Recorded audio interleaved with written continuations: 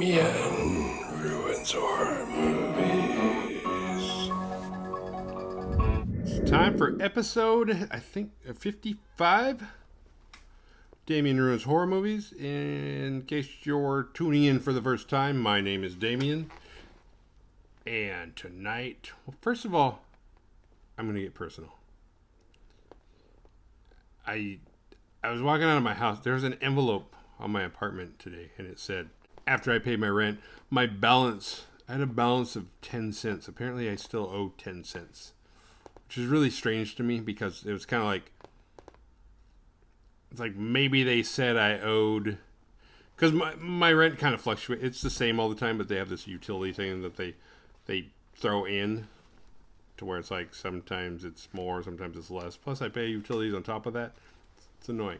So I can't just walk in there with a check already written. So I go in and I ask, how much do I owe you? And they tell me. So there's a chance they might have said you owe, blah, blah, blah, blah, blah, and 44 cents. And I heard blah, blah, blah, blah, blah, and 34 cents. Something, it's that stupid. But now I'm getting a letter. And if I get a late fee for this, I'm going to be pissed. But it's like, you owe us 10 cents. It's not a letter like it went to the mailbox, but a letter on the door. I was like, eh. I called, and of course they don't answer. And I didn't leave a message, but I thought about it. Because I thought about like just saying, it's like, hey, it's me, the 10-cent guy. How do you want to do this? I can write you a check. Do you want me to bring you a dime? I'm willing to bring you a dime. However, I could also bring you 2 nickels. I could bring you 1 nickel and 5 pennies. Or I could bring you 10 pennies. How do you want to do this? But if I get a late fee, I'm going to be so fucking pissed. For 10 cents. Over something that maybe I just misheard. Because what do they think? We got guys like you that come in here before. You shave 10 cents off every month, and you save $1.20 every year. We're on to you. If everybody did that, that would be like $200 a year that we're just losing. After 5 years, that's $1,000. Can't have it. We got to stop it at the dime. So I got to deal with that because I called them and now they're like, email us about how you want it. And it's like, it took more effort for you to type that, to type that out, print it, fold it up, put it in an envelope, walk it over here, tape it. You guys spent, sometimes you cut your losses. Hey, it was 10 cents. We're going to spend, we're going to spend a lot getting that 10 cents back, but we're going to make a point. Damien, give us our 10 cents back. Anyway, on to the feature. Halloween 3, the most controversial in the series. And I don't want to dwell on that too much because it's kind of for the same reason why I don't want to. Someday I am going to do the Nightmare on Elm Street because I love the first one. I'm not a huge fan of the franchise, and the idea of watching the whole franchise over again makes me like, it seems overwhelming. But it should be addressed. And that one thing that I'm not looking forward to in doing Nightmare on Elm Street is having to do Nightmare on Elm Street Part 2. Because Part 2, as you probably know, if you're watching this, that means it's not an accident. You watch horror movies, you watch videos about it. Part 2 is the one with all the gay undertones and overtones. And I don't have a problem with that. But my problem with it is if I do that movie, there's no way to not bring those up. And the bigger problem with that is it's already been done so many times. Everybody who's done that movie, that's what it's not about the movie. It's about, which I guess technically is the movie, but it's about all that. And it's like, I just want to talk about the movie. And that's kind of thing with this. And that's why I'm not going to spend a lot of time with Halloween 3. Because if you do Halloween 3, you have to go in and you have to do the history of how come this movie has nothing to do with the others. And people do it. And some people don't know the story. So they're still like, Halloween 3 sucked. Time has proven a lot of people like this movie. For some people, there are a lot of people, this is their favorite one out of the whole series. But it's a completely different movie. It's not a Michael Myers movie. And I'm not... Go watch somebody else's review on this movie, okay? Because I'm going to talk just about this movie, not the history. A couple years ago, I did a blog for this movie, and my friend Tony Bubb, and I feel bad because I'm going to butcher this because it was 3 years ago, but he had mentioned that he marathoned all the Halloween movies, except instead of watching them in order, he started with part 3 and then watched all the other ones. And it kind of led to like part 3 being like a prequel to, like, somehow Michael Myers, I hate saying this and giving him credit because I'm not giving him the credit that's due because I'm totally paraphrasing, but what he said was really cool. But he was saying how if you look at part 3 as a prequel, so this is what happened first, and then somehow Michael Myers is like the aftermath of that, which in a way is cool. There's a lot of stretching the imagination to get to there, but it is a neat idea of like a kid surviving. I don't know, it's a neat idea, and I haven't tried it yet. I still watch them in order. On to the movie. It starts with a guy running, and we don't know what he's running from yet, but he's running.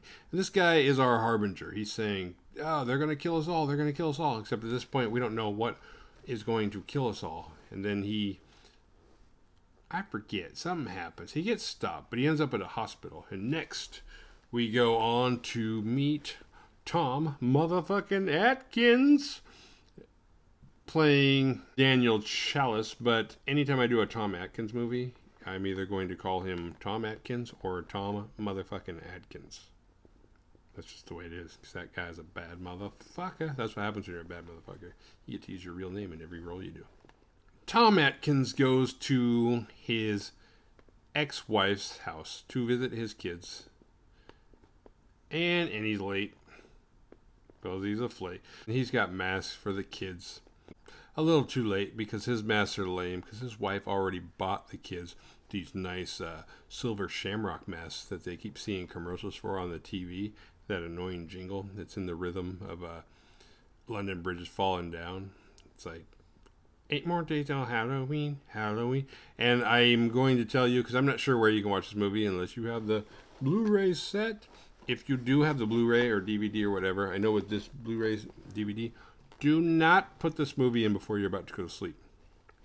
Because when the movie ends, unless you put it on like repeat view, because when the movie ends, it will loop that theme song over and over again until you wake up. And it will fuck with your dreams, and you'll wake up several times hating life, but too lazy to do anything about it. At least that's what I do. So do not. Any Halloween movie but this, you can sleep to. This one, no. And for some reason, Tom Atkins' jacket is like, it looks like my costume. His jacket is like puffed up at the shoulders. Except he's not supposed to be a stormtrooper. He's supposed to be a regular dude. It's like, why does your jacket look like your stunt double? And you're about to go through a window or something where you're going to need some padding. Yeah, it's weird. And he wears the jacket a lot in the movie. And he's just kind of like, he's like, I want to look 20 pounds heavier. So his wife's like, I don't know, she's just like giving him shit. She's like, I already got them masks. You're late. Then he gets I don't know, like his beeper rings because he's a doctor. And so he's like, oh man, I gotta go. Nothing worse than like, I'm late. And then 5 minutes later, I gotta go. So he leaves. Tom Atkins goes to the hospital. This movie's kind of a story of him. He's a down on his luck kind of guy. You know, his marriage didn't work. He's trying to make things right with his kid, but he just sucks at being a dad. He sucks at being a person, kind of, you know? And for some reason, Tom Atkins gets typecast as an alcoholic in every movie I've seen him in. It's like, is he an alcoholic in real life, or is he just very convincing? But he tries, but at the same time, he's just kind of this dude that's like, and it's even funnier because he's a doctor. It's like, well, you succeed at being a doctor, so what's the problem with everything else? But he just, I don't know, he just can't get it together. So he gets to the hospital where the harbinger is, because he's been called in for that. Which is kind of weird because I'm not sure what kind of injury the harbinger has suffered that would take a specialist, like, you know, at 9 o'clock at night and be like, oh. It's like, oh, he skinned his knee. This is a job for Tom Atkins. Call him. Page him. We need him here pronto. He has the special Band-Aids. I don't know. But Tom Atkins goes in the room and the guy's like, it's like, oh, they're going to get us. They're going to kill us all. they're going to kill us all. And then, like, the guy passes out and goes into a coma. But then they leave the guy unattended because they're like, well, he's passed out. We don't know what his problem is. Is he on drugs? Is he on what? We don't know. But then we finally get to see one of the people that are chasing him, and it's a guy in a gray suit. It's kind of like the Smiths, like Mr. Smith from the Matrix. And he goes in and he, like, I don't know, just like sticks his fingers into his eyes and just kind of crushes his skull. And then he quickly leaves the hospital. He goes in a car and, like, lights his face on fire a little bit, and the whole car blows up. And this movie came out in 1982. So for the next 5 years, people watching this must have been very scary for girls in the 80s, because they're like, that guy wasn't even using hairspray. It's like the amount of Aquanet girls use. It's like, if you smoke, you could suffer the same fate as this Mr. Smith guy did in his truck. All it takes is just a little slight carelessness. A young girl shows up. Not that young, but she's probably half Tom Atkins' age. You know, he's like 45. And she's like 22 and a half. No, she's much younger. She comes in, she wants to see the Harbinger, because it turns out she is the Harbinger's daughter. Except it's too late because the Harbinger is dead. So she's like, I want some answers. Tom Atkins is already gone. He's at the bar having himself a drink. Not because he's bummed out about what's happened. I don't think he even knows what's happened. He kind of does, but he didn't really give a shit. But she finds him at the bar and starts talking to him, and they're kind of like, Silver Shamrock. Those are those fancy masks that my kids have. So they decide they're going to go on a little road trip together. Which is really weird that you went and visited your kids. You were late. You got to spend about 7 minutes with them, and then your beeper went off because you had to go to the hospital for an emergency. Thus saying that you're an important guy. But now somehow you have time to go on a road trip with some random girl. What's Tom's real goal? Because I'm trying to defend Tom. We all got a little Tom in us. But it's like, hey, he's painted with a bad brush, but he's not a bad dude. But at the same time, it's like, Tom, come on. Don't go on a road trip with this girl. But at the same time, Tom, maybe you should, because, she is trying to expose something evil. She might be as crazy as her dad, or maybe her dad's not crazy at all. Who knows? He's a little too dead to stand up for himself right now. So they go to this Silver Shamrock factory, which is like, it's kind of like this weird town. It reminds me of like, God, I can't remember what season of Walking Dead it was where they get that town. It's kind of like that. It's a town in California called Santa Mira, run by this guy Cochran. And there's like room, there's like hotels set up, but it almost feels like work sites. Like if you work for the Silver Shamrock Company, you lived there too. It's like Foxconn without the nets. So he and the girl, her name is Ellie, they check into a room together, posing as a married couple, despite being, 25 years apart or whatever, or 22 and a half years apart. And they get a room, they meet their annoying neighbors, and they go in the room, and like Tom's trying to be the gentleman, which is weird because we'll find out later that he's like kind of the ladies' man. But I think he's being respectful. It's like, this girl just lost her dad, she's a kid, so he's like, well, there's only one bed in here, so I'm going to go ahead and stay, and I'm going to go sleep in the car. And she's like, why? He's like, because there's only one bed in here. And she's like, oh.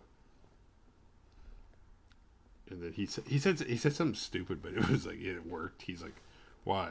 What do you want to do? And she's like, I want you to stay in here. It's every aging alcoholic doctor's dream come true. He even asked her how old she was. She's like, does it matter? He's like, nope. There's a loudspeaker that comes on in the town because it's a martial law kind of. It's a weird town. Mainly because they got in so easy. So you can just drive up and then you're part of it. And it's like, you're part of our community. So it's like, okay, if you can get in that easy, how come you can't get out? How are they brainwashing these people to stay there and work there? And are they? Because the annoying neighbors, it turns out they work well, the man, the husband, works for the company, and he's like visiting.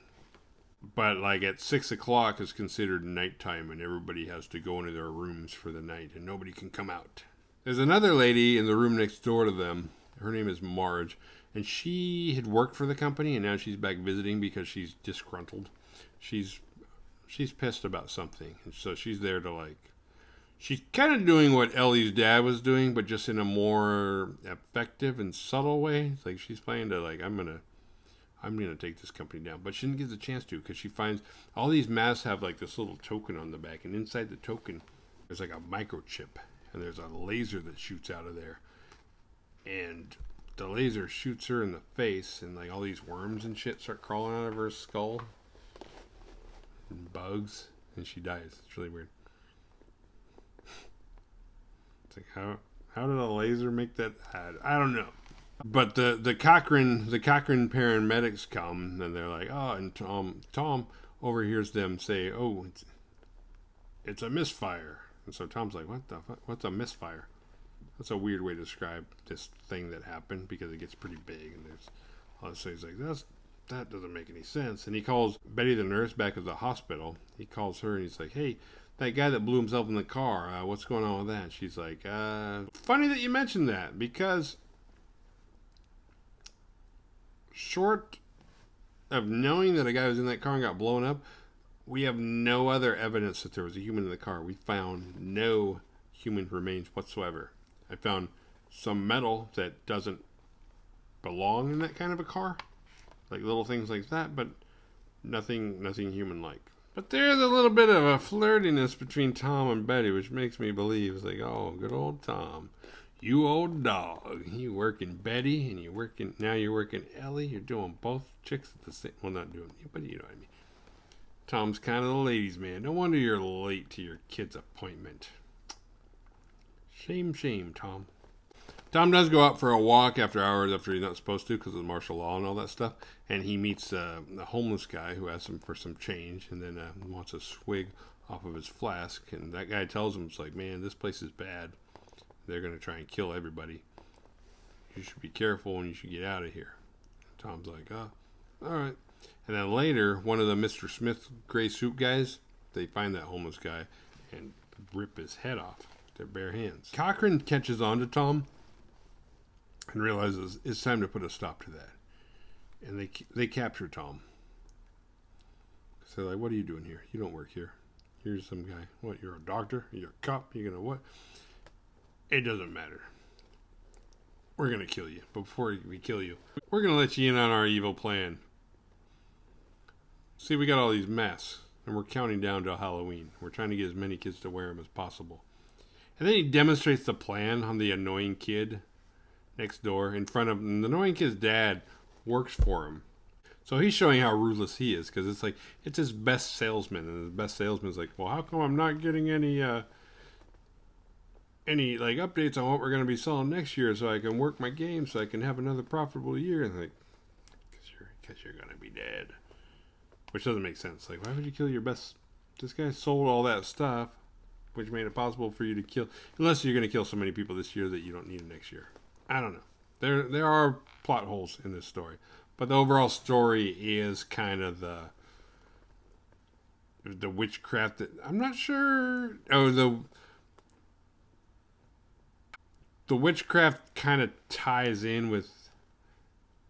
I don't know. There's an underlying witchcraft thing that started in Halloween 2, which I didn't mention, with Samhain or Samhain, however you say that. It's spelled Samhain, like Danzig's old band.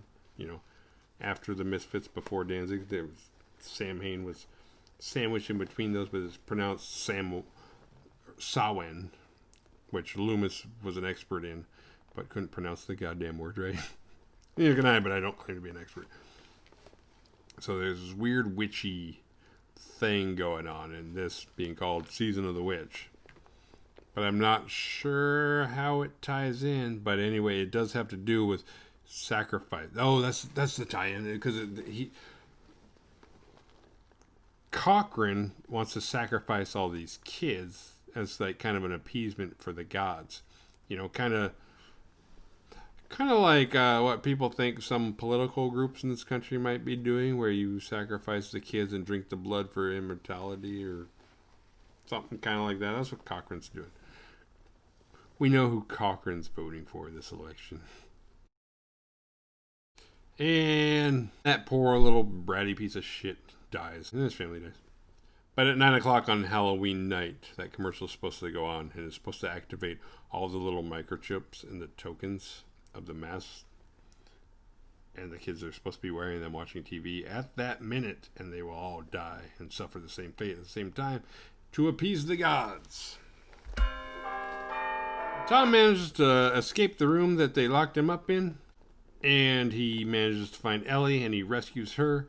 He finds boxes of those microchip pieces, and so he dumps them down where all the Mr. Smiths are. And they go off and kill all the Mr. Smiths, and so they start to escape. And then we have our big reveal, our plot twist, if you will. Because Ellie turns on Tom, and it turns out Ellie is a robot too.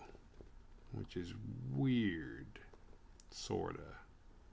She tries to kill him, so he kills her. Which makes you ask the question, was she a robot the whole time? Or did he rescue a robot duplicate of Ellie? And the real Ellie, like, either died in the blast of the warehouse because he didn't save the right one? Or was she a robot the whole time?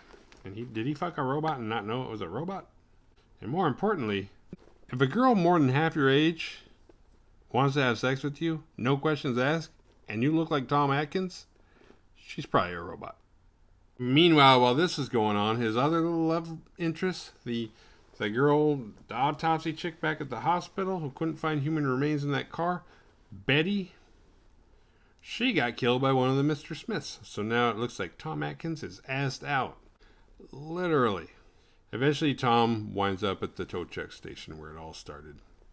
And he makes a phone call. He calls his wife, and she thinks he's full of shit. But he's like, tell them to take the masks off. Take the mask off. Don't wear the mask when the commercial's on. She's like, whatever. You fucking drunk.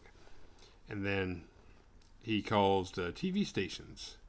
He calls all three of them, because this is 1982, when there's only like 3 stations. And he calls all the major networks. And surprisingly, he gets 2 out of 3 of them to not play the commercial. But the third one plays it, and those kids die. So deep down, even though Tom Atkins isn't the best person in the world, he still has a good heart. He still tried to do the right thing. And he did a lot. He did a lot more than anybody else did. And that's why the Badass Award goes to Tom motherfucking Atkins. And nobody will even know that it was him that saved the day.